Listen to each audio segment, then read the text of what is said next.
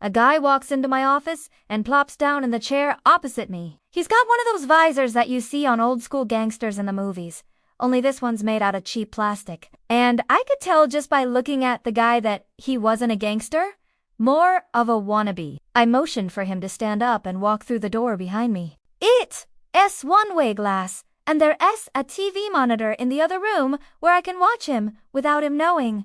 I do this with every interview. I figured it gives me a better gauge of what kind of person I'm dealing with. Plus, it keeps my secretary, Dolores, out of harm's way. She's got enough on her plate trying to keep the place clean and the coffee pot full. We do want to need her having to worry about some psycho in the interrogation room flipping out and attacking one of us. I know she is worried about that sort of thing because she always locks the door to the inner office and double locks it and then triple checks to make sure the door is propped open just in case. But I tell her, Dolores, if there's an emergency and we need to get out of here, you're not gone. Nah, be able to kick down that door no matter how many locks you put on it. And she just gives me this look and says, "You re lucky I like my job because if I had to bust down that door every day to let you out, you'd be dead."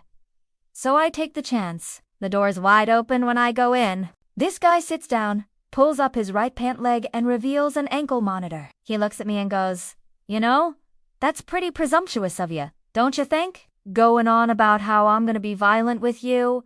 I mean, I haven't even had my coffee yet." And I go, "Yeah, well, you look guilty as hell. And if you weren't wearing that ankle bracelet, I would have pegged you for a violent offender.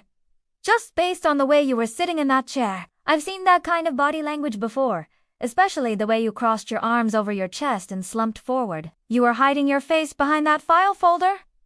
That's a dead giveaway." He grins. "So you want to play the game that way? Fine. How about I tell you why I am really here and you try to guess what crime I committed?" "Sure. All right, here goes. I was at home alone. See? Because my wife had gone out for the evening, and I was watching TV, when suddenly I heard this noise in the basement. At first I thought it was just mice or maybe some pipes, but then the noise started coming again and it sounded like footsteps. So I grabbed my shotgun and went down to investigate. Turned out to be nothing but a bunch of raccoons. But on the way back up the stairs, I tripped and shot myself in the foot. I stood up, walked over to the door, and opened it. Dolores was standing there with a shotgun. "Get your ass down to the evidence locker," I said. "You're going in for a little makeover." "What are you talking about? I didn't commit a crime." "Oh, I'm sorry, Mr. I didn't realize we were playing a different game now.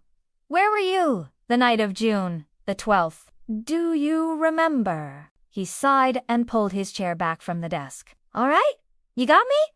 I did it, but what are you gonna do? Lock me up? I'm already on probation. Technically, I'm not supposed to be out of my house arrest, but these blasted raccoons, I mean, what was a guy supposed to do? It wasn't the raccoons, was it? It was your wife, wasn't it? She took off down south and you, being the jealous type, decided to follow her. But when I ran the plates on the car you were driving, a rental. By the way, I got a surprise. The car had been rented in Las Vegas. You flew out to Vegas, followed my wife out to the desert and tried to kill her. She had it coming." "Yeah, well, so did you. Put your hands behind your back." He looked down at his ankle bracelet.